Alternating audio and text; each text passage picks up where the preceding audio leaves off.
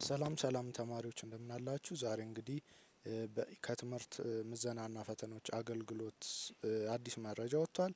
ይህን መረጃ በዋነኛነት ስለ 2018 ዓመተ ምህረት የናሽናል ኤግዛም የሀገራዊ ፈተና የ12ኛ ክፍል ኤግዛምን ፈተናን የተመለከተ ስለሆነ ሁላችሁም እንድትከታተሉኝ እስከ መጨረሻው፣ እንዲሁ ደግሞ ምን ወር ላይ ሊሰጥ እንደሚችልም ከትምህርት ምዘናና ፈተናዎች አገልግሎት የተገኘ መረጃ አለ። ስለሱም በደንብ በዝርዝር የምንነግራችሁ ይሆናል። ይህን ቻናል ላይክ፣ ሰብስክራይብ፣ ሼር በማድረግ እንድትቆዩ ስንል በትህትና አስቀድመን እንጠይቃለን። ቀጥታ ወደ መረጃው እንሄዳለን።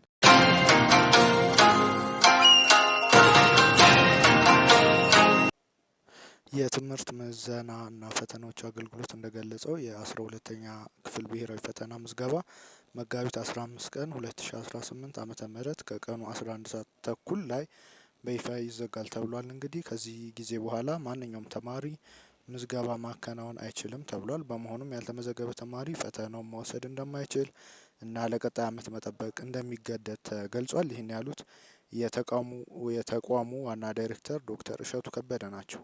እንዲሁ እንዳሉት ምዝገባው ለአንድ ወር ያህል ክፍት እንደነበር፣ እንዲሁም ደግሞ ሁሉም ተማሪዎች በጊዜው እንዲመዘገቡ ጥሪ አቅርበዋል።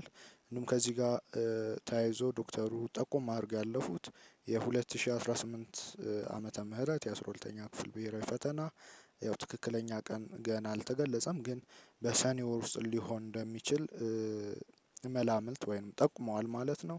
ከክፍያ አንጻር ድጋሚ ተፈታኞች 750 ብር እንደሚከፍሉ፣ እንዲሁም ደግሞ 150 ብር የምዝገባ ክፍያ እንደሆነ፣ 100 ብር ደግሞ ለእያንዳንዱ ትምህርት የፈተና ወጪ የሚያስከፍል መሆኑን ተናግረዋል። እንዲሁም ከ9 እስከ 11ኛ ክፍል የትምህርት ውጤት ሊኖራቸው እንደሚገባ፣ እንዲሁ ደግሞ የ12ኛ ክፍል ላይ የተማሩ ወይም ደግሞ ተምረው የነበር መሆን አለባቸው ለድጋሚ ተፈታኞች። እንዲሁ ደግሞ ድጋሚ ተፈታኞች በመረጡት የፈተና ማዕከል ፈተናውን መውሰድ እንደሚችሉ ገልጸዋል። እንዲሁ በመጨረሻም ተማሪዎችና ወላጆች ምዝገባው ተወሰነ እንግዲህ ከላይ ለመናገር ለማስተላለፍ ያሞከር ነው። ያው ፈተናችሁ ሰኔ ወር ላይ ሊሆን እንደሚችል ተጠቁሟል። አሁን ላይ ቀራችሁ በጣም አጭር ጊዜ ነው። በዚህ አጭር ጊዜ ውስጥ ሁሉንም ፖርሽኖች ከቨር አድርጋችሁ ለፈተናው መዘጋጀት ይገባችኋል ብለን እናሳስባለን። ይህም ቻናል ለእናንተ ጥሩ ጠቃሚ የሆኑ ለፈተና ዝግጅትም የሚረዱ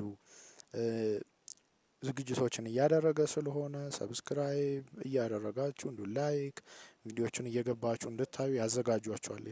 እስካሁን የሰራናቸው አሉ። ከዚህ በኋላ ባለው ደግሞ ለፈተና እንድትዘጋጀ እናደርጋለንና ሰብስክራይብ፣ ላይክ፣ ሼር፣ ኮሜንት እያደረጋችሁ እንድትጠብቁን ስንል በዚህ አጋጣሚ እናስተላልፋለን። እናመሰግናለን። ደህና ቆዩ።